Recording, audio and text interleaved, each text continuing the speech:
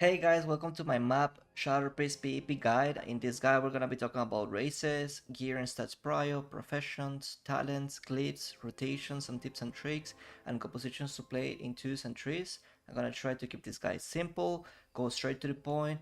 Feel free to ask me any questions on the comment section. So without further ado, let's get into it. If you play Alliance Shatterpress, the main race that I highly recommend to play is Human.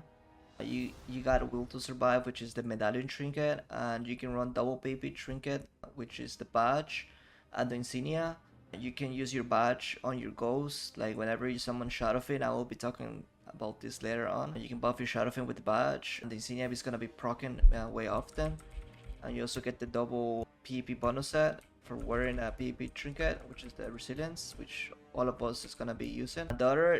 The second race that I recommend as a Sharpest Alliance is Panda, because crazy enough, like Panda can be really good for CC chain because you got the Quaking Palm, which is like a incap that you can use in a target. Obviously, like this, if you have a target dotted, it will break, but you can use it to CC chain the healer, for example, or anyone, or just to peel yourself. It's really good. If you play Horde, I highly recommend playing Goblin, because you got the ratio time is money, which it will increase 1% of your haste, which will help you to get the haste breakpoints easily. And also you got the rocket jump, which is pretty good to get out of smoke bombs or to bait people on the bridge. You can make so many, or just for kiting overall. You can also play it on dead, I guess. So for the Widow for second, but not least, the last one, I guess I recommend you could maybe potentially play Torrent as a priest if you play Horde, because Tauren gives you more stamina, you're gonna have more health, and you also have a War Stomp, which is like a nice stun to have as a Shadow Priest. Yeah, if you're Horde, I highly recommend playing Goblin. If you're Alliance, I highly recommend playing Human as a Shadow Priest. Gearing a stats prior as a Shadow Priest, I guess the four main stats that you wanna be looking for is 1. Get your spell hit cap up to 6%. 2. Get the most intellect possible, because it gives you the most spell power. 3rd, get the most haste that you can, mainly to break the haste breakpoints, which you can get the second haste breakpoint as a Sharpest in season 1, which is 25% with the help of professions and gearing everything with haste. I will talk about this later on. And 3rd, you want to get a crit. No, 4th, sorry, you want to get a crit. A lot of people will say that they like mastery more. In my opinion, I think crit is better than mastery in MoP, but that's up to you. You can try it out. What do you think is the best? What do you think? What do you feel you do more damage with? I like crit more than mastery, so that's just my opinion. That's my advice. Whenever you buy your gear in season 1, something you have to remember is that we will get the blue gear, and then you can upgrade the blue gear, and then we'll get the epics, and you can also upgrade the epics. So right now I'm gonna show you what's the best combination possible to get the best stats, because I am in the beta. I don't have all my gear upgraded. So what I did here is I bought the helmet, the shoulders, the chest, and the legs. I bought the satin ones. They're the sharpest ones that gives you the bonus that whenever someone dispels your PT, they will get feared. And I bought mooncloth gloves. That's what I did. You always want to main.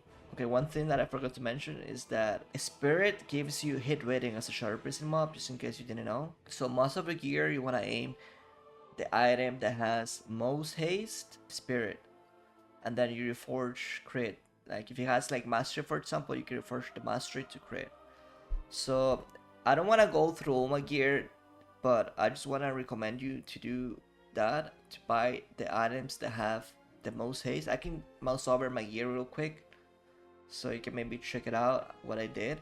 But yeah, one thing that I want to mention as well is that on my gems I did all full haste, because that's the only way to reach the haste breakpoints. Right now I don't have it because my professions are bugged, so I don't have hero crafted, which allow me to get a haste breakpoint, but we're gonna be talking about that in the profession section. Yeah, whenever you reforge it, you wanna reforge either mastery to crit, or if you like mastery more, you reforge your crit to mastery.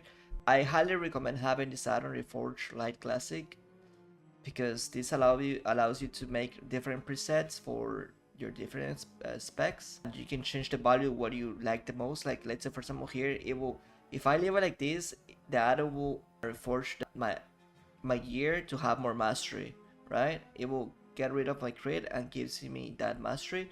I have like one more haste and I'm gonna be hit cap because it says on the value it is 6% here. But if I don't wanna have mastery, I just set up this to 0. This can just stay 100 and then I hit calculate again. And since I already have the gear like that, it won't have any changes, right? But I highly recommend getting this add-on. It's really good. You don't have to think about how to min-max your gear. It just does it for you. And then you just hit one button and you're ready to go. But yeah, that's overall just a recap. Internet, haste to get the haste breakpoint that I'm gonna be talking on later. Hit ratings up to 6%. In my opinion, crit is better than mastery, so I will go crit. But yeah, it's up to you, and that's how you gear as a Shadow Priest. Okay, talking about the haste breakpoints as a Shadow Priest, and this is a little chart my friend Turaxi shared to me that he did a lot of testing, and according to him, these are the right values.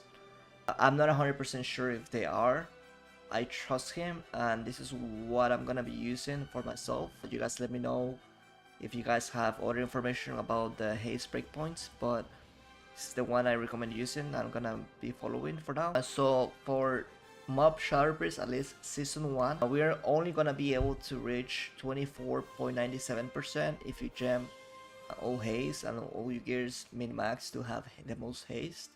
That's what I have been looking for to reach, like up to 25% haste. And some people is running other professions to reach more haste, like herbalism that gives you a crazy buff, but you won't be able to have like the haste breakpoint without the buff, right? So it's up to you. This is the haste breakpoint that I highly recommend to reach. Season 1, 24.97 to have 2 extra ticks on Shadow Pain DP. We won't be able to reach the second tick of Hozitojones season 1. Later on, last seasons, we will, so that will be reachable. I don't think we will ever reach 41% on PvP unless you run like herbalism, like I said before, you will have with buff, but I'm not sure if it's worth it. But yeah, aim for 24.97 at least season 1, and that's all the haste that you need to have.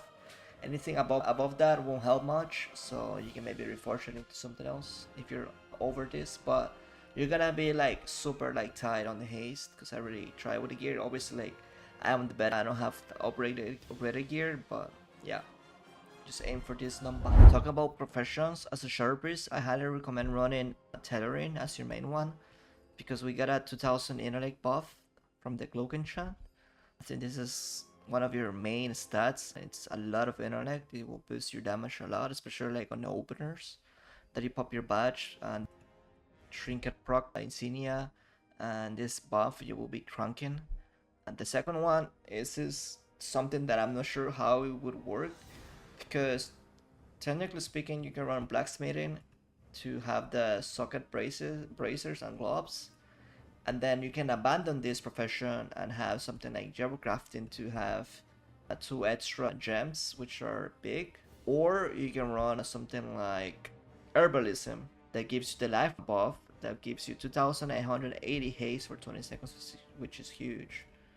But I'm not sure if that is gonna work on live, that you can level up blacksmithing, get sockets, abandonment, and get another profession.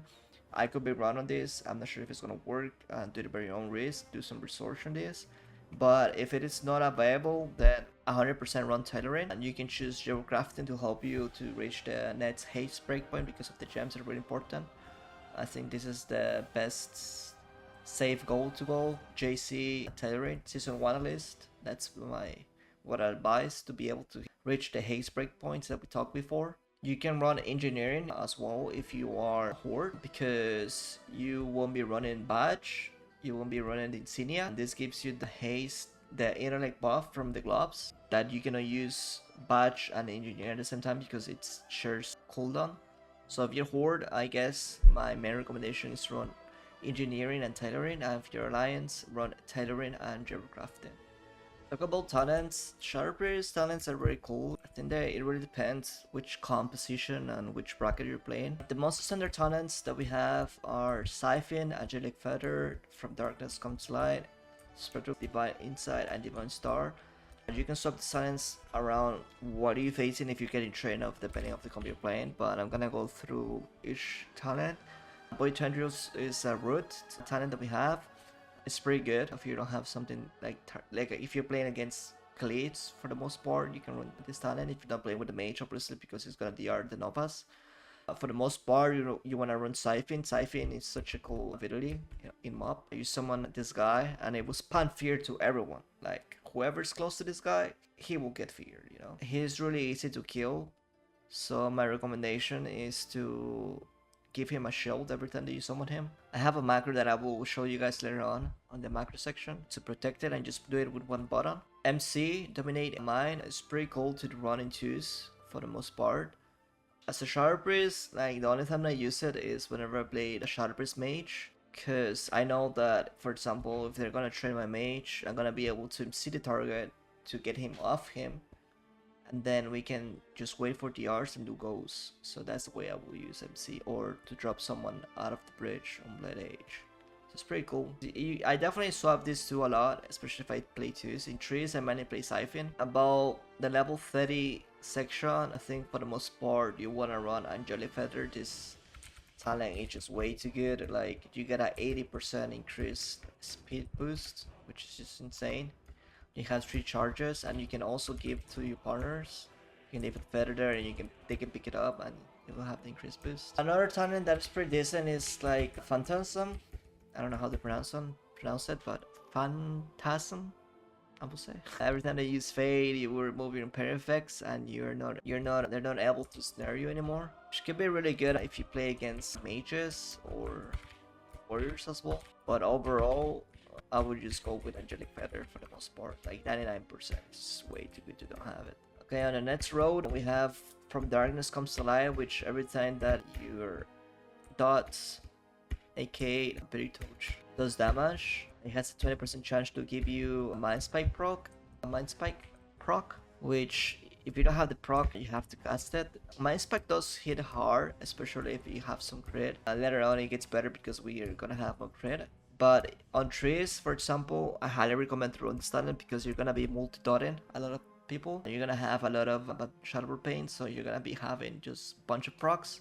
And that's how you do your main damage, just using your procs and trio or DPs. My Mender is pretty good as well for twos mainly. I figured out that my Mender is really good for twos because usually in twos you don't have much targets dot. You wanna keep doing goals as soon as possible. I figured out like my Mender is actually pretty decent for twos, especially if you play with the mage. So I run my Mender for twos, and this one for trees. Solas and Insanity, this is just too silly to run because the issue is like we don't want to be casting more than we actually do, right? So adding this to over rotation and you just get kicked on it, it just feels silly. Then you devour and play someone, it will increase the damage of your Mind Flay, which will do a lot of damage, don't get me wrong, but it's really hard to get it off. If people know that you're running it, they will probably just insta kick you. So that's the issue with this talent. I haven't messed up with it much, but I know for a fact it can hit really hard. It's just, in my opinion, I don't think it's worth it. On the next row we have Desperate Player, Spectre Guys, and Angelic Bulwark. So Spectre Guys is one of the coolest abilities that we have in MoP as a Shadow Priest, because you can feather guys and you're gonna be in stealth. You can just go for fears like this, right? You feather you guys, you go for fears, or to kite, or surprise someone, yo, what's up, like I'm here, and you just fear them up, you know, that they won't know where you're at. You can get pull out with flare, or if you have the 100 mark, it works like the same, like you won't be able to use it because they see you. Then you can use it with Fair Fire. I don't think that matters.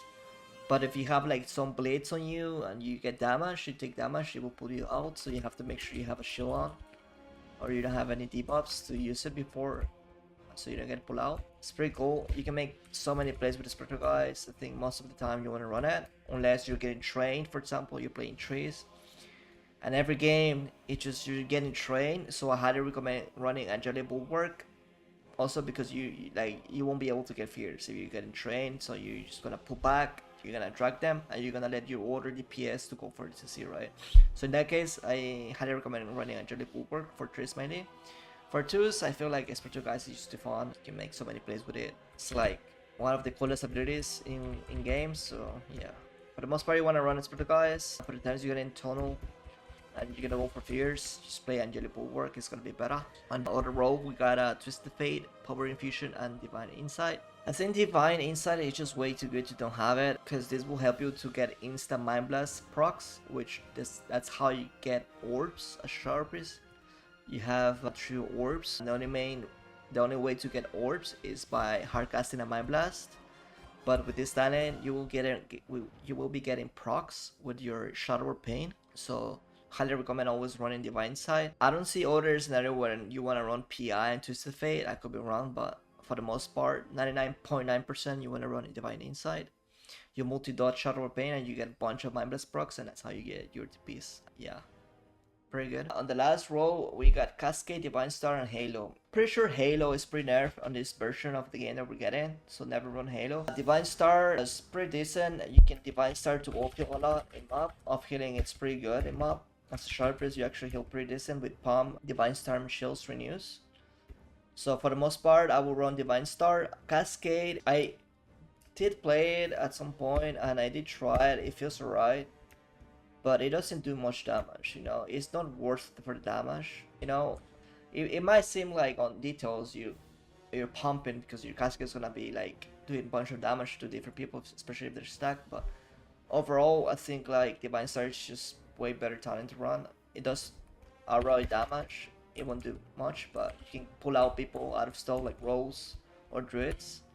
It will heal you a lot whenever you use it, so I highly recommend running Divine Star for the most part. Glyphs as a Shadow Priest. So Glyphs also depends on the composition that you're facing. I think the main one that you want to have for Triss is maybe Glyph of Dispersion, so you have Dispersion Suna.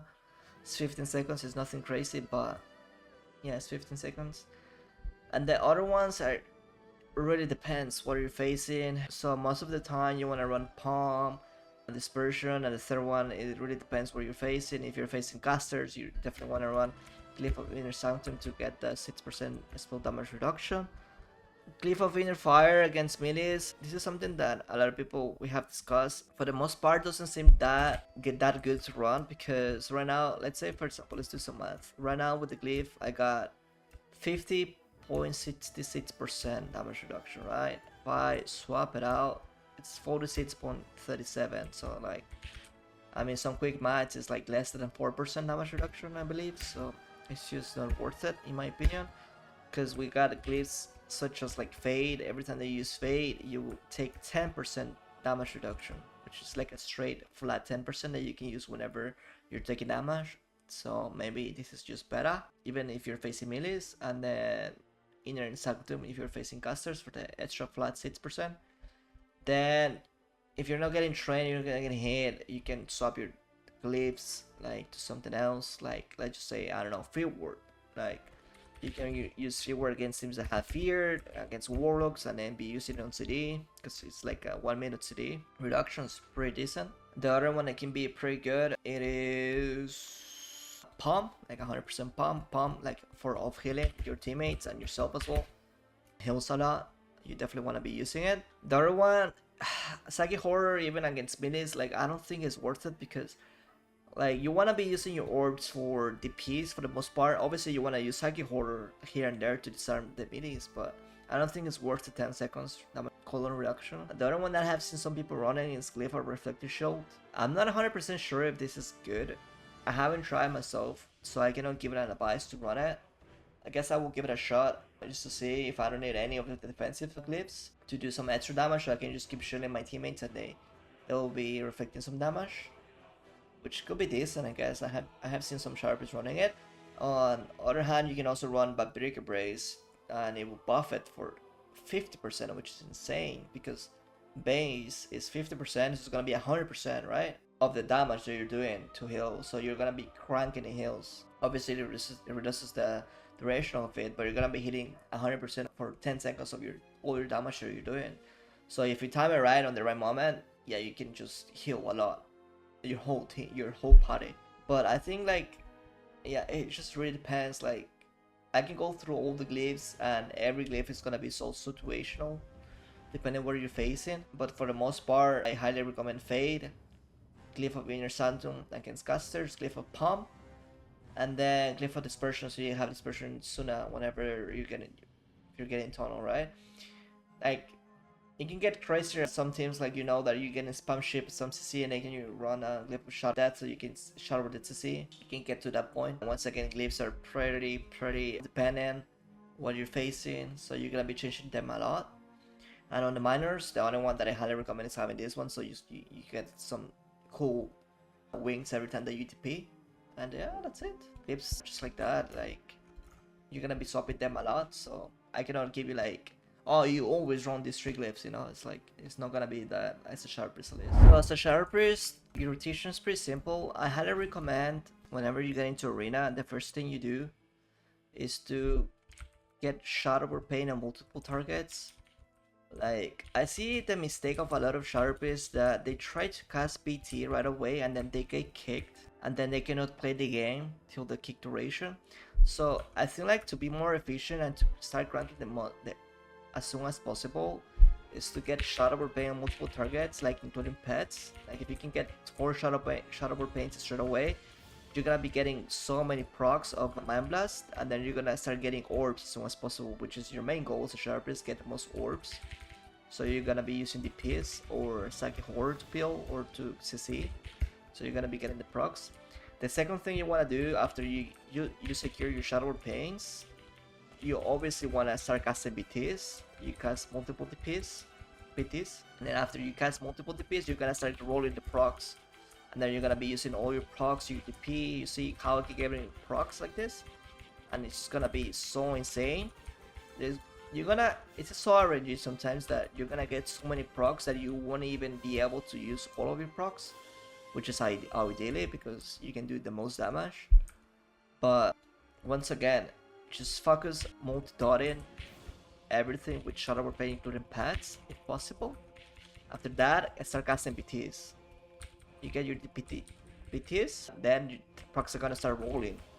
And if you don't have a proc, you just hard cast Mind Blast, and then you use the Mind Spike procs, and then you see I keep getting procs. It's just so insane. So yeah, mainly multi-dot, and then use your procs to kill.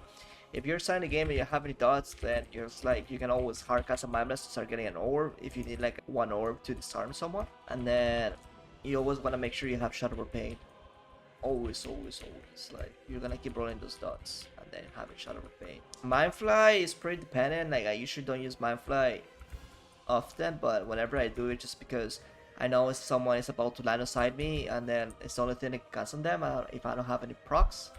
Also, I use Mindfly a lot sometimes to fake cast people, or just for the sake of slowing them. Like, if I know like a mid is coming towards me, he needs to be slow while like he reaches me, I will use a Mindfly and then kite him out with feathers. So yeah, there's not like a proper rotation. I guess like my best advice in arena is like whenever you start is to once again get multiple Shadow over pains before you start casting PTs. Then go for the PTs. So you have PT and Shadow over pain in main target. You're gonna proc all your trinkets and some of your Shadow Fin, and then you use all your procs. One thing you have to know is that Shadow Fin does crank him up. Yeah, Shadow Fin gets benefit as well by your intellect, so you want to use your badge whenever you want to summon your Shadow Fin all the time. If you use your badge whenever you summon your Shadow Fin, it's gonna do so much damage. Trust me on this, it's so good. So yeah, I can show you guys on the macro section the macros that I use, but yeah, mainly your rotation you just multi-dot, make sure you use your orbs for DPs on your main goal, on the main target that you want to kill, and keep sending the procs. Pretty much it. But yeah, remember to always Shadow over pain all your targets first before casting the PTS. That's my main assessment. For the macros, I use different macros. I don't think they're anything crazy. I guess the ones that I highly recommend having is the macro that I talked about before, the Siphon one. So basically what it does is like whenever you use a Siphon, it will put the Siphon down, and then you hit the target, the macro again, it will shield the Siphon. So you don't lose your main target. So let's say for example I was hitting this dummy and I Siphon here, and then I press the macro again and it will shield it. So you don't lose your target. So yeah, this is the macro. I will share all my on the description, so don't worry about it. I guess the other one that I recommend is having non-channel in Mindflay. This is just 1 to 3 Saki Horror as well. I have 1 to 3 Silence. I have set focus silence, I have set focus horror as well. The other one that I highly recommend is having cast player angelic feather, so every time that you press it, it will use feather on top of you, so you always get the speed boost. So you don't have to be aiming, you know, your feather. But sometimes it's like it gets hectic and there's so many things down here, and then you cannot aim it or someone joins your feather because everyone is like close to you. You want to make sure you have that macro so you can go for feather fierce, feather kiting, or it's just so nice to have. The other one that I highly recommend that I just talked before is having shut up in macro, where you use your unused trinket like the badge. If you run engineering, like you put your engineering gloves there. Anything that gives you intellect procs, you want to use it before summoning Shadow Fin, so your Shadow Fin will crank because it does pop your Shadow Fin. The more intellect do you have in MoP? Another one is the non-stance Shadow Form, so you can spam Shadow Form without getting out of Shadow Form by accident. And then the DP as well, like you want to be using your trinkets, unused trinkets, and all the procs that you have whenever you DP, so it does more damage, and it gets like the more Field War yourself, so you can just Field War yourself. Also, Barbaric Torch set focus. Like all my macros are basic, but the ones that I highly recommend are the ones that I mentioned, like Siphon, having all the Shadow Fin, unused trinkets with it, and I think that's it. It's nothing much to talk about macros. I will share them on my description so you can have them as well. Okay, compositions to play as a Shadow Priest. Unfortunately, we don't have many compositions that we do like super crazy well. I'm just gonna say the ones that I highly recommend playing it. Obviously, there's more compositions you can play, but they're not gonna be as good as the ones I'm gonna mention. For choose, the best you can play is Shadow Priest Frost Mage. And you can play other comps, like I have been playing Shadow Priest Booming, for example, and I have been doing well. Obviously, this is the beta, not a lot of good players sometimes that you're facing, but it feels decent. I also try SPR, it feels really bad, but I haven't played with a really good role, so I cannot tell by my experience. So for twos, like Shadow Priest Frost Mage is your best comp. For threes, it's kind of similar. You want to play Shadow Priest, Frost Mage, Restitute, which is aka God comp. So your best comp. It's what I got the Monster and Quantum MoP with as a Shadow Priest. There's other Shadow Priest comps, like you can play Shadow Priest Warrior Restitute, Shadow Priest Warrior Resto Shaman. You can play Shadow Play as well. You can even play with the Boomy Resto Shaman later on. Like any caster comp later on gets better. Even God comp gets even crazier right now, but later on. But for now, your main comp you want to aim to play interest is God comp. Trust me on this, you have so much to see. Like I mentioned before, obviously you can play other comps, but they're not gonna be as close as good as comp, in my opinion. I think like any comp can get up to like rank 1 or glad if you are good and you have decent teammates and they know what they're doing. But if you want to play the most flawless of the month comp, these are the two comps that I highly recommend for Shadow Priest. So this was my guide for MoP Shadow Priest PvP. Obviously, it was kind of short. I didn't understand on much detail on everything. We can discuss on the comment section. Of course, you guys can ask me anything. I will be replying to you guys. Don't be shy. Ask me. If you enjoyed the guide, don't forget to subscribe, leave it a like. Yeah, I hope it was helpful. Let me know what you guys think on the comment section, and see you guys in the next one. Peace.